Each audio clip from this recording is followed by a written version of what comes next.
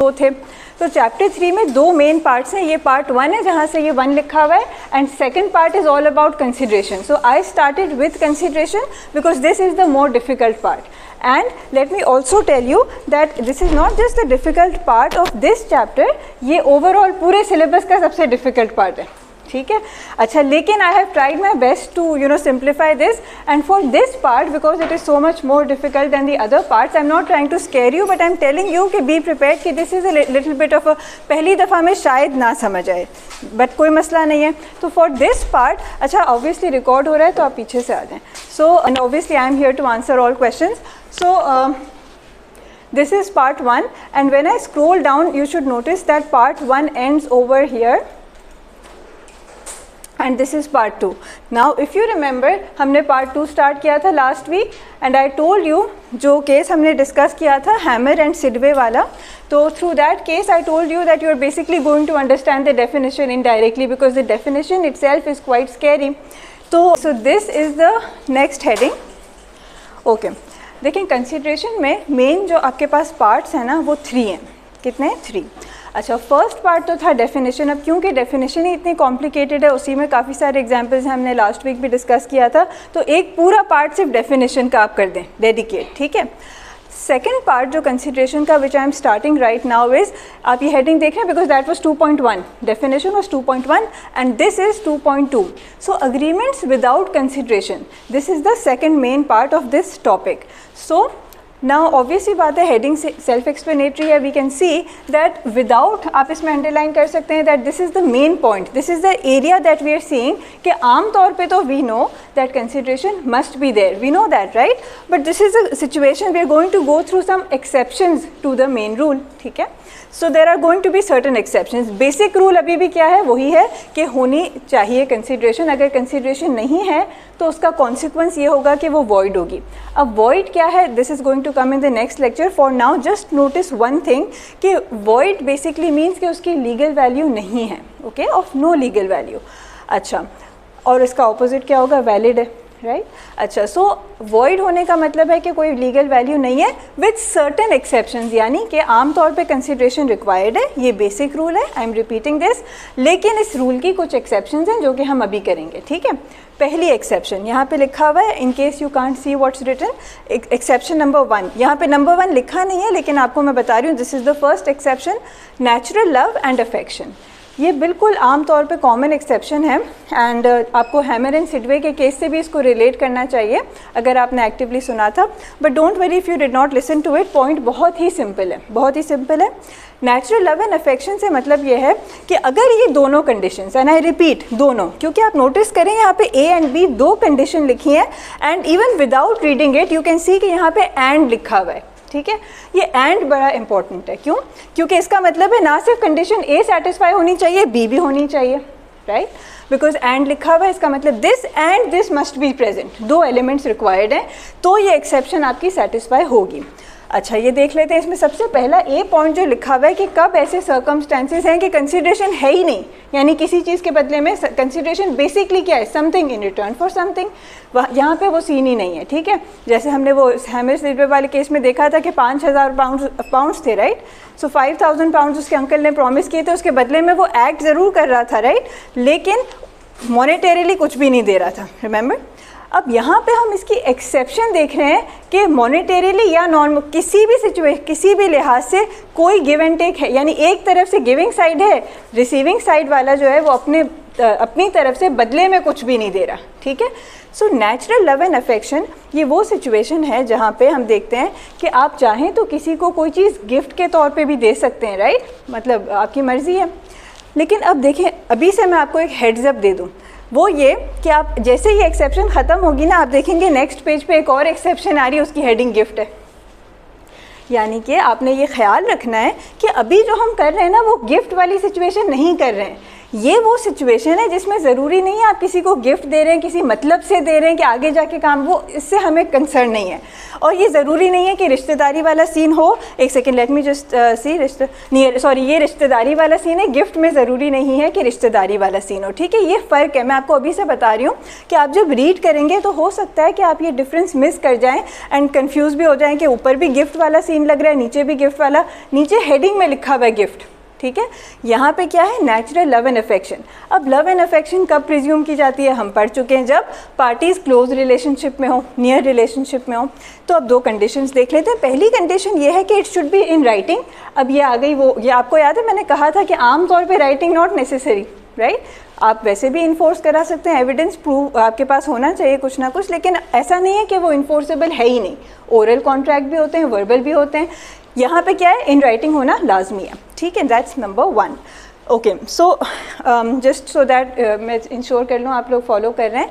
हम अभी क्या कर रहे हैं, हम देख रहे हैं कि बेसिक रूल तो वही है कि all agreements must be supported by consideration. Basic equation क्या था, agreement plus consideration is equal to,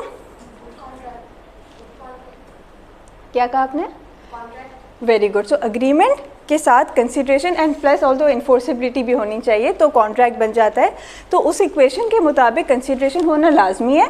हम वो सिचुएशंस, वो एक्सेप्शंस पढ़ रहे हैं कि बेसिक रूल की कब कब एक्सेप्शंस होती हैं। एंड अभी हम पहली एक्सेप्शन देख रहे हैं, वो क्या है कि अगर नेचुरल लव एंड अफेक्शन है, नेचुरल लव एंड अफेक्शन की जो ये एक्सेप्शन है, इसमें दो रिक्वायरमेंट्स है, ए एंड बी, एंड ये दोनों होना लाजमी है। हमने पढ़े बगैर ये देख लिया, वो कैसे कि ए पॉइंट जहाँ पे ख़त्म हो रहा है वहाँ पे एंड लिखा हुआ है, इसका मतलब this and this both must be satisfied, simple, ठीक है। सो फार सो गुड। सो पहली कंडीशन तो बहुत ही स्ट्रेट फॉरवर्ड है कि आपकी जो अग्रीमेंट है वो इन राइटिंग होनी चाहिए, ओरल होना काफ़ी नहीं है। एंड दूसरा जो पॉइंट है रजिस्टर्ड। देखिए रजिस्ट्रेशन का एक प्रोसेस होता है, मैंने आपको डे 1 से कहा है, कुछ लीगल फॉर्मेलिटीज़ एग्जिस्ट करती हैं, ठीक है। उसको डीड के फॉर्म में लाना पड़ता है, तो वो हम यहाँ पे प्रोसीजरल लॉ नहीं कर रहे, आपको सिर्फ इससे ये वर्ड जो है ना रजिस्टर्ड, ये वर्ड आपको आना चाहिए। अब इस रजिस्ट्रेशन का क्या प्रोसेस है, कहाँ जाना है, कौन से रजिस्ट्रार, वो आपका कंसर्न अभी नहीं है। आपको सिर्फ ये देखना है कि क्या कोई फॉर्मेलिटी है। यस, दो फॉर्मेलिटीज़ है, राइटिंग में होना चाहिए और उसको आपको जाके रजिस्टर करवाना है, ठीक है। सो 2 पॉइंट्स बिल्कुल इसके की पॉइंट सिर्फ दो हैं, राइटिंग एंड रजिस्टर, ठीक है। अच्छा, नेक्स्ट पॉइंट क्या कहता है, बी पॉइंट, कि it must be made on account of. मैं ये एक्सप्लेन कर देती हूँ। ऑन अकाउंट ऑफ का क्या मतलब है कि रीज़न पीछे जो है ना वो प्यार मोहब्बत वाला होना चाहिए, यानी कि रीज़न पीछे कोई अफेक्शन वाला, लव वाला होना चाहिए। और वो जाहिरी बात है कब होता है, जब आप किसी से क्लोज रिलेशनशिप में हैं, ठीक है। तो काफ़ी लॉजिकल और सेल्फ एक्सप्लेनेटरी है ये भी कि रीज़न जो है on account of simply means कि what is the reason behind you making that transaction, that's it. So on account of natural love and affection between party standing, ये clear है। यानी इसमें दो बातें मेन हैं, दो कंडीशंस हैं। Number 1, in writing and register कराना ज़रूरी है। अगर आप किसी को कोई चीज़, बेसिकली इसका इंग्लिश में वैसे भी वर्ड होता है ग्रेटिट्यूसली, लेकिन डोंट वरी, फ़िलहाल के लिए यहाँ पे हम लीगल वो पढ़ रहे हैं, इंग्लिश लैंग्वेज छोड़ देते हैं। पॉइंट ये है कि नेचुरल लव एंड अफेक्शन होगी, यानी कि रीज़न बैकग्राउंड में ये दिखना चाहिए, और वो रीज़न आपको मिलेगा ही तब जब पार्टीज रिलेशनशिप में हैं, ठीक है, किसी नियर रिलेशनशिप में। अच्छा, अब ये नियर रिलेशनशिप क्या है, ये कौन डिसाइड करेगा। यहाँ पे लिस्ट तो नहीं दी हुई है कि फादर इन लॉ भी क्या नियर रिलेशनशिप में है, मतलब हमें ये तो नहीं पता ना नियर, लॉ की नज़रों में नियर का क्या मतलब है। So the court will decide, ठीक है। सो दिस, यहाँ पे कोई लिस्ट प्रोवाइडेड नहीं है। So the court will decide in on a case to case basis के what counts as a near relation, simple, ठीक है। So this is the first exception. Let's move on to the second one. अच्छा, first exception के बाद आ जाते हैं ये वाला है, ठीक है। Don't come to this right now, we are studying 2.2.3। So second exception की हेडिंग है promise to compensate past voluntary services. Past is the key word here, ठीक है। अच्छा, पास्ट वॉलंटरी सर्विस, देखिए पास्ट भी, बल्कि I would say there are 2 keywords, past and voluntary, ठीक है। सो एग्जाम्पल देख लेते हैं। A and B, once again मैंने आपको क्लास नंबर 1 में कहा था कि यूजुअली इसी तरह से नाम चूज़ किए जाते हैं। तो अमीर बुशरा, इसको हम शॉर्ट में कर देते हैं ए एंड बी, ठीक है। A finds B's purse and gives it to her, ठीक है। अब B promises to give A 5,000 rupees for that, and now this promise is a contract. देखें, इफ़ फॉर एग्जाम्पल असवद को उमेर का वॉलेट यहाँ पे क्लास में पड़ा हुआ मिल गया, ठीक है। अच्छा, इन्होंने तो गुड इंटेंशंस के साथ इनको वैसे ही दे दिया, ठीक है, कि मुझे आपका वॉलेट मिला था, ब्रेक में आप भूल गए या एंड में भूल गए।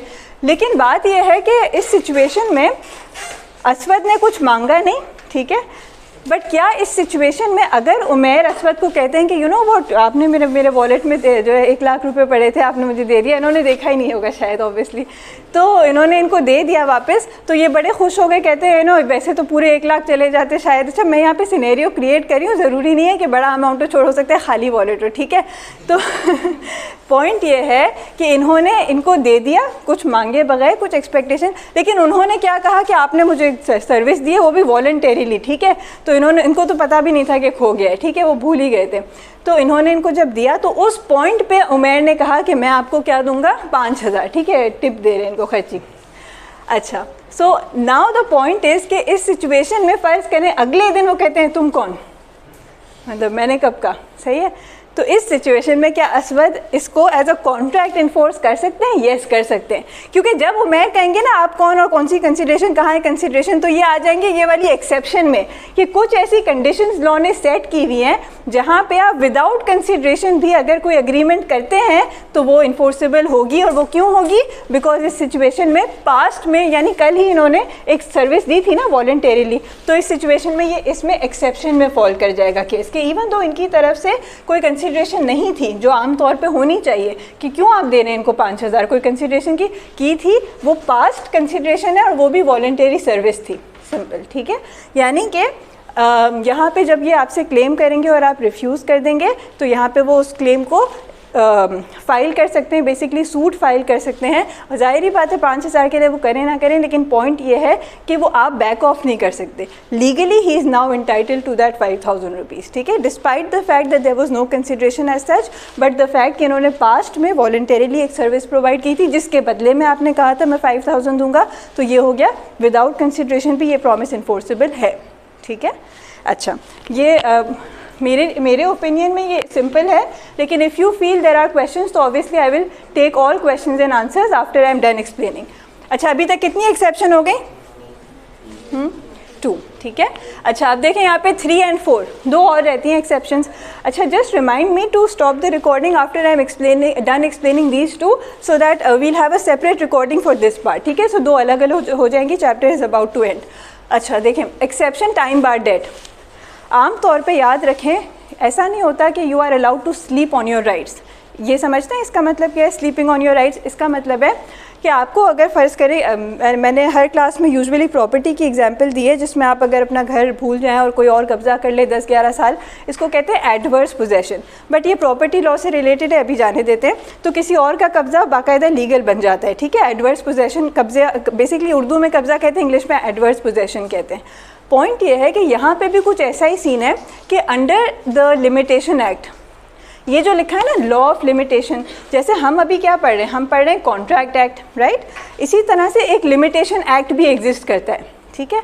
लिमिटेशन एक्ट का बेसिकली कंटेंट ये है कि वो बताता है किस किस एरिया में कब कब आपका क्लेम जो है वो लॉ की तरफ से लिमिट हो जाता है, यानी आप बहुत देर से, टू लेट, यानी कि आप अपना क्लेम जो है बहुत देर से लाते हैं सूट फाइल करना, तो the court says that the doors of the court are not open forever. आप इमीडिएटली इन्फोर्स करें ना अपना राइट, इमीडिएटली नहीं तो एक रीजनेबल टाइम पीरियड में, 10 साल बाद आपको याद आ रहा है। अच्छा, आप यहाँ पे एक चीज़ नोट कर लें कि कोई टाइम पीरियड लिखा हुआ नहीं है, कि आपके सिलेबस में ही नहीं है। Limitation act is not part of your syllabus. आपने सिर्फ इतना याद रखना है कि ये एक ऐसी सिचुएशन है जो आम तौर पे, डेट का मतलब तो आई होप हम सब समझते हैं कर्जा, ठीक है।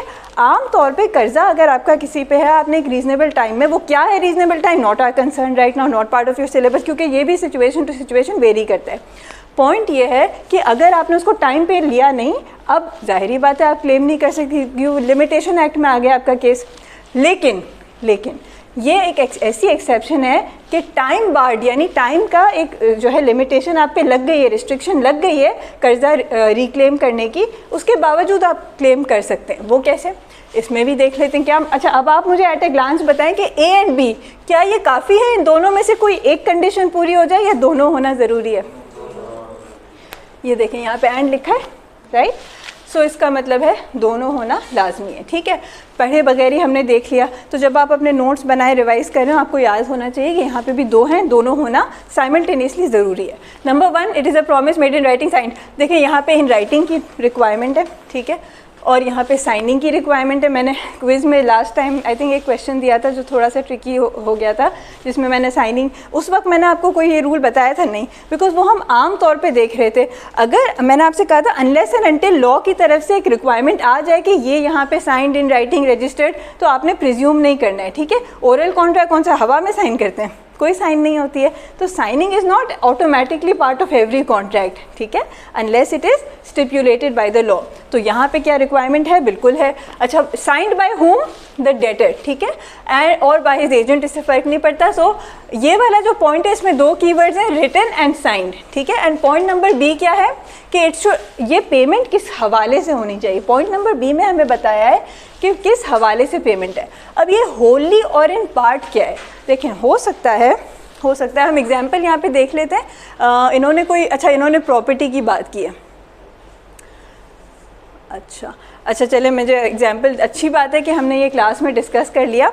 ये एग्जाम्पल यहाँ पे गलत दी हुई है, प्लीज़ अपने पास नोट कर लें। मैंने अभी दिखा ये किताब में हो जाती हैं गलतियाँ, कोई मसला नहीं है, ये एग्जाम्पल गलत है।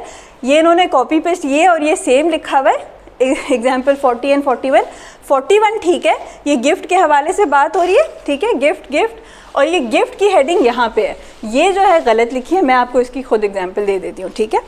अच्छा, मैंने आपसे पहले ही कहा था बुक में कुछ एरर्स हैं, यही वजह है कि आई थिंक क्लास में हमें डिस्कस कर लें तो बेहतर है। सो एग्जाम्पल 40 आप प्लीज़ अपने पास नोट कर लें कि बुक में एक एरर हुआ है। अच्छा, इसकी एग्जाम्पल अगर आप कॉन्ट्रैक्ट एक्ट देखते हैं आपको वहाँ से भी मिल जाएगी, जो मैंने आपके LMS पे अपलोड किया हुआ है ऑलरेडी। आप सिर्फ कंट्रोल F करेंगे, टाइम बार्ड वाला वर्ड आपके पास आ जाएगी। अच्छा, कॉन्ट्रैक्ट एक्ट क्योंकि 1872 के ज़माने का है, उसकी वोकैब अक्सर आउटडेटेड होती है, बट मैं आपको आज के ज़माने से रेलिवेंट एक एग्जाम्पल दे देती हूँ कि फ़र्ज़ करें किसी का किसी पे कर्जा है, बिल्कुल स्ट्रेट फॉरवर्ड, ये कोई कॉम्प्लिकेटेड सिचुएशन है ही नहीं। 5000 का किसी पे कर्जा है, उसने उस वक्त क्लेम नहीं किया टाइम पे, टाइम लिमिटेशन हो गई, यानी टाइम बार लग गया। अच्छा, कोई मसला नहीं है, टाइम बार लग गया। अब इस सिचुएशन में ये कर्जा क्या वो रिकवर कर सकता है, ये हमारा कंसर्न है।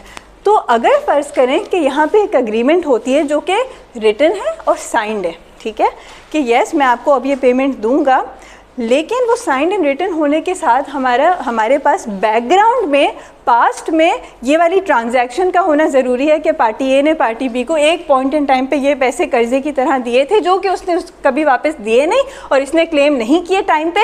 तो यहाँ पे अब कंसिडरेशन नहीं है, लॉ की तरफ से टाइम बार लग चुका है, अदरवाइज़ वो क्लेम नहीं कर सकता। बट अब अगर वो एक एग्रीमेंट में एंटर करते हैं और कर सकते हैं, और अगर करना चाहते हैं तो उनके पास ये ऑप्शन है कि विदाउट एनी न्यू कंसिडरेशन, ठीक है, पास्ट वाला तो कर्जा दिया था, वहाँ कंसिडरेशन भले थी, लेकिन अब तो वो टाइम बार लग गया है। अब without any new consideration, without anything at all, अगर वो एक एग्रीमेंट में एंटर कर देते हैं जिसको वो साइन कर लेते हैं, इन राइटिंग ले आते हैं, तो इस सिचुएशन में वो क्लेम कर सकते हैं। अब मैं आपको ये होली और इन पार्ट, फ़र्ज़ करें ये उमैर और साहिल के बीच में हुआ है ये ट्रांजैक्शन, एंड जब वापस देने की बात आती है तो ये सोचते हैं कि 5000 की उस वक्त क्या वैल्यू थी, अभी क्या वैल्यू है। तो ये कहते हैं मैं आपको 10,000 दूंगा, ठीक है, मैं आपको 5 वापस नहीं कर रहा, आपने भले मुझे 5 दिए थे, मैं आपको 10 दे रहा हूँ, ठीक है। अब यानी वो 5 बाकी के एक्स्ट्रा हैं, ठीक है, तो इससे फ़र्क नहीं पड़ता। पॉइंट ये है कि आपकी जो ट्रांजैक्शन का अमाउंट है ना, चाहे वो कम्प्लीटली होली, अगर 5 के बदले 5 दे रहे थे आप तो होली, या फिर उसका कुछ पार्ट यानी कि 10 में से 5 का हिस्सा तो ऑब्वियसली बात है कर्जे के तौर पे दे रहे थे ये वापस। पॉइंट ये है कि इट डज़ नॉट मैटर, कोई रिक्वायरमेंट नहीं है कि पूरा का पूरा अमाउंट जो है वो रिलेट करता हो पास्ट डेट से, इट इज़ नॉट इम्पॉर्टेंट, ठीक है। होली और इन पार्ट का सिर्फ इतना सा मतलब है कि पूरा अमाउंट लाजमी नहीं है, हो सकता है उसका कुछ पार्ट कर्जे की तरह हो, बाकी का पार्ट ये अपने दिल से दे रहे हैं, ठीक है। अच्छा, तो आगे ये, अच्छा बल्कि स्क्रॉल डाउन करने की ज़रूरत नहीं है, लास्ट एक्सेप्शन पे आ जाते हैं। ओके, थोड़ा सा रिपीट कर लेते हैं ताकि पहले वाला भूल ना जाए। नंबर 1 हमने, अभी मैं स्क्रॉल अप नहीं कर रही हूँ, किसी को याद है नंबर 1 हमने कौन सी एक्सेप्शन की? बिल्कुल ठीक है, लव एंड अफेक्शन। उसमें आप अफेक्शन एक वर्ड याद कर लें कि आपको माइंड मैपिंग में आसानी होगी। नंबर 2 पास voluntary service, very good. Number 3 हम कर रहे हैं टाइम बार डेट, ये भी हो गया क्लियर, आपने कर्जा टाइम पे क्लेम नहीं किया लेकिन अब आप कर सकते हैं।